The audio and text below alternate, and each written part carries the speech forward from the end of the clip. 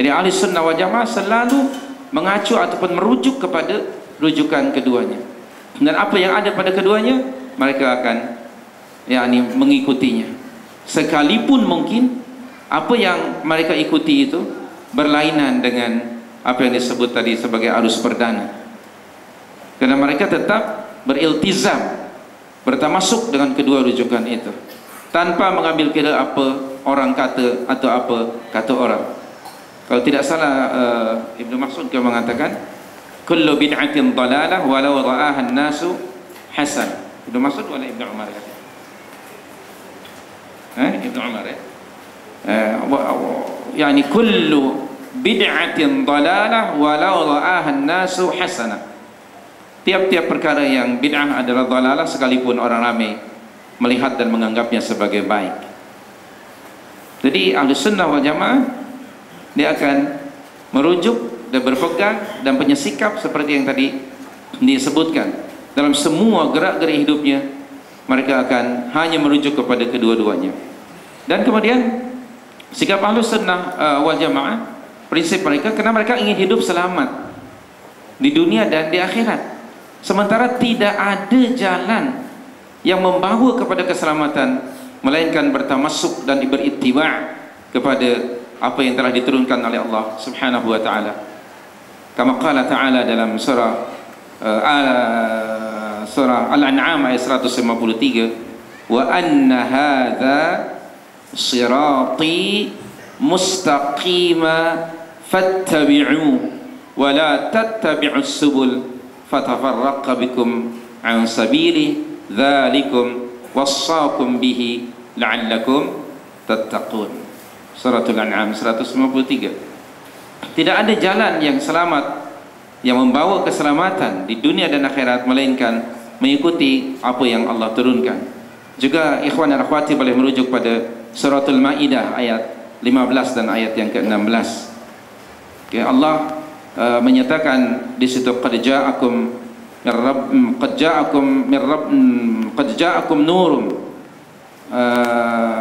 qad ja'akum min rabbikum nurun wa kitabun mubin yahdi bihi Allahu man ittaba'a ridwanahu subulas salam wa yukhrijuhum minadh dhulumati ilan nur wa yahdihim ila siratim mustaqim.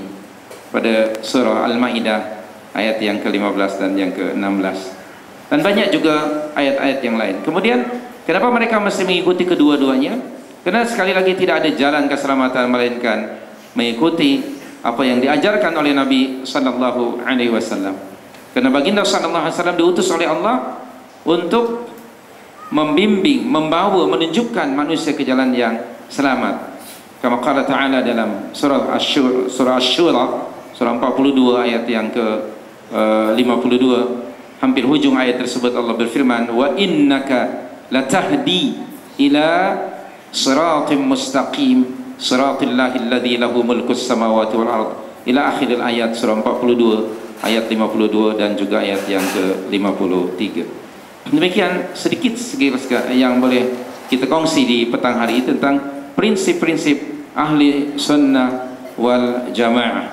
Mereka akan mengikuti kedua sumber itu, memahaminya mengikut kepahaman para ashab Rasulullah, dan mengamalkannya juga kedua-duanya mengikut amalan ashab Rasulullah, kerana mereka orang-orang yang telah mendapat pengiktirafan dari Allah Subhanahu wa taala, sebagaimana tadi dirujuk oleh Fadilatul Doktor surah Ali Imran ayat 110.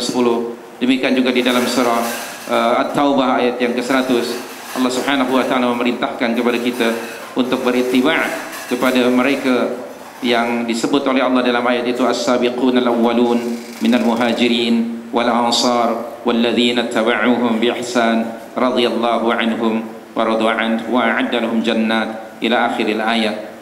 Dan Abdullah bin Mas'ud pernah mengatakan lebih kurang, ikutilah oleh kamu apa yang telah dibuat oleh mereka yang sudah meninggal dunia, ya, kerana mereka adalah orang-orang yang sudah punya kelebihan, bermacam-macam kelebihan. Yang dimaksudkan ialah ashabul Rasulullah sallallahu alaihi wasallam wa radhiyallahu anhum ajma'in. Maka kita generasi yang datang selepas mereka tidak ada jalan melainkan mengikuti apa yang pernah dilakukan oleh generasi tersebut. Imam Malik rahimahullah pernah mengatakan, la yasluhu akhiru hadhihi al-ummah illa bima salaha bihi al-awwalun.